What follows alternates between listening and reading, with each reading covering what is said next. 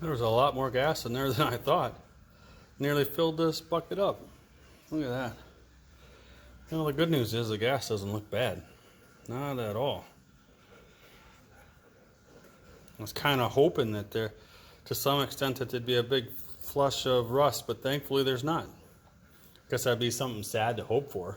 But anyway, we'll get this put back together and filter this gas, and we should be good business.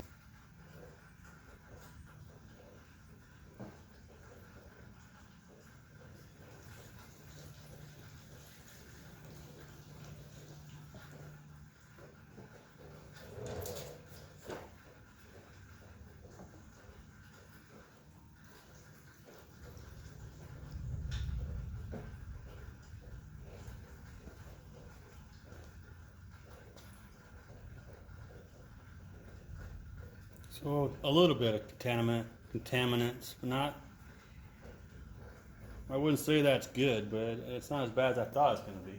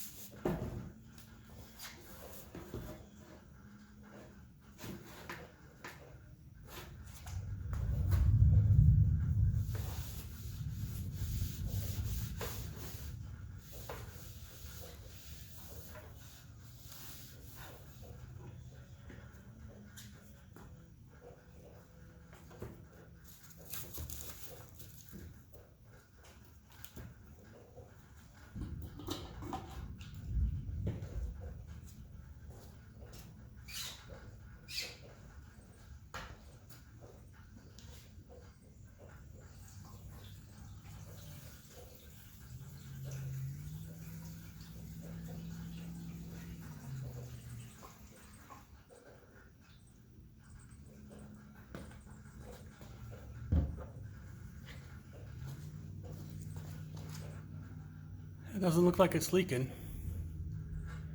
I'm gonna go ahead and put some more in and let that set for a little while. Make sure that those screws are holding nice and tight. We'll move over to the carbs.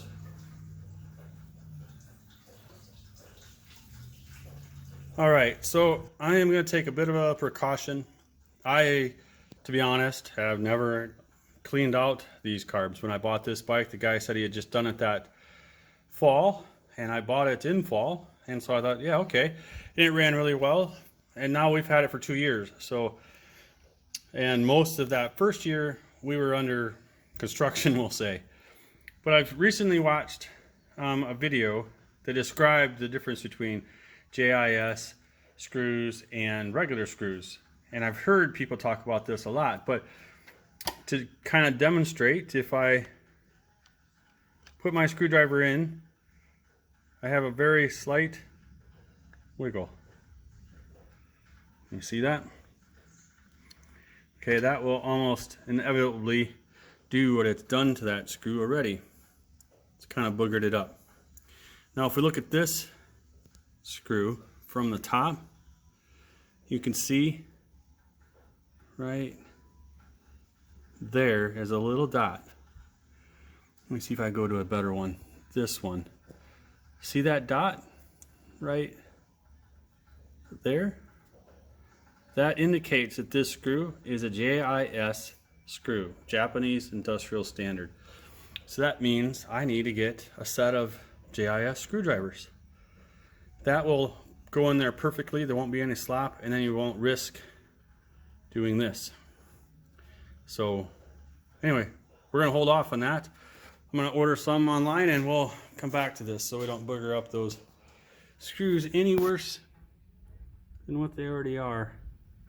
Some are worse than others, but overall not too bad. Well, until then, we'll come back to this. Alright, so that's been sitting there for about 10 minutes, so I don't have any real concern about that petcock leaking. I think that's going to hold fuel just fine.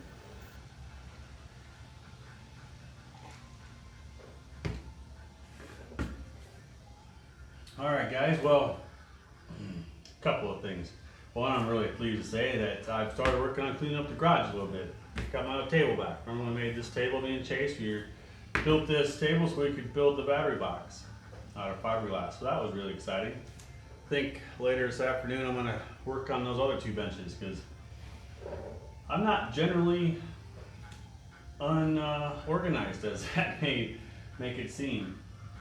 My wife would beg to differ, but I think I'm a pretty organized guy. And if you're a lot like me, you know where all that stuff is. So if she cleaned it up, it would all go wrong. If I already know where it is, don't mess with it. So that's pretty funny. Nonetheless, guys, I think we're gonna miss the motor vlog this week. It's been raining all weekend. Finally, it's been raining. Man, I don't know where you guys are, but we haven't had rain, any substantial rain, for a month.